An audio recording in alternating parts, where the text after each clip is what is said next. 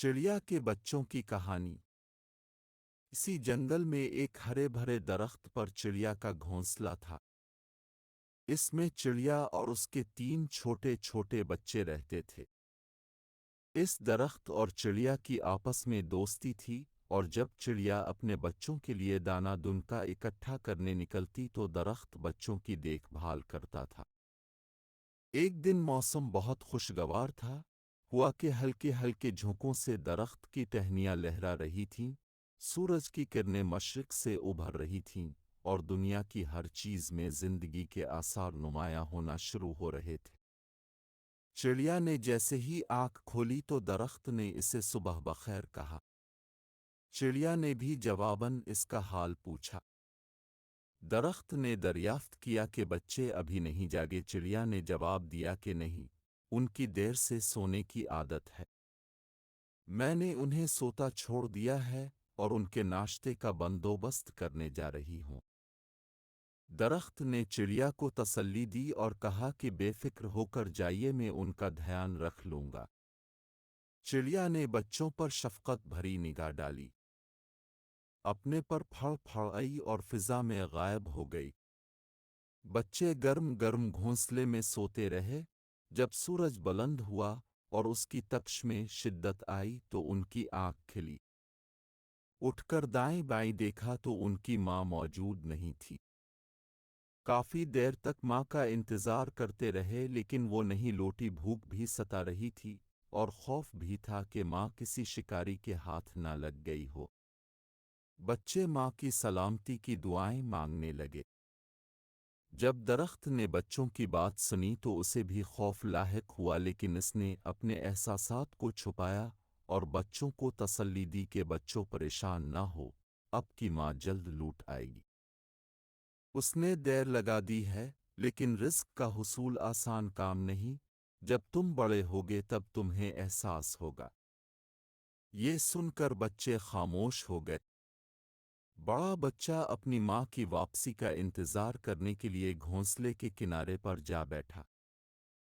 जब बड़ा बच्चा उठा तो उसके नीचे से एक दाना निकला, जिस पर छोटे बच्चे की नज़र पड़ी तो वो जो खुशी से चिल्ला उठा के, ये देखो, गंदुम का रम का दाना। बड़ा बच्चा बोला कि ये मेरे नीचे था, इसलिए ये मेरा है और आप उसे नहीं ले सकते। छोटे ने जवाब दिया कि इस पर पहले मेरी नज़र पड़ी थी, इसलिए मेरा। दोनों बच्चे आपस में झगड़ने लगे और मंझला बैठकर तमाशा देखने का। दरख्त ने जब बच्चों को झगड़ते देखा तो सुलह करवाने की भरपूर कोशिश की, लेकिन कोई फायदा न हुआ और बच्चे झगड़ते रहे। दरख्त ने मंझले से कहा कि अपने भाइयों को समझाओ और झगड़ा ख़त्म करवाओ। मंझले ने जवाब दिया कि मैं ऐसे मामलात में मुदाखलत नहीं करता जिनमें मेरा कोई फ़ायदा नहीं है, जिसका मुझसे ताल्लुक़ ना हो। दरख्त ने समझाया कि इससे तुम्हारा ताल्लुक़ है, क्योंकि ये तुम्हारा घोंसला है और तुम इस घोंसले में सुकून से नहीं रह सकोगे जिसमें झगड़ा हो रहा हो। ये तुम्हारा अपना घर है और उसकी हिफाजत की जिम्मेदारी तुम सबको है। दरख्त ने समझाने की भरपूर कोशिश की, लेकिन बेसूद। दरख्त ने जब देखा कि इस पर किसी बात का कोई असर नहीं हो रहा तो वो खामोश हो गया। झगड़ा जारी रहा। एक चोंच मारता था तो दूसरा पंजे। जब दोनों थक गए तो छोटे बच्चे ने एक सख्त तिनका उठाकर बड़े को मारना चाहे, लेकिन वो पहलू बदल गया और तिनका जाकर मंझले की आंख में लगा। मंझला दर्द से चलाने लगा। अब छोटा बच्चा आया और मंझले को चुप कराने लगा।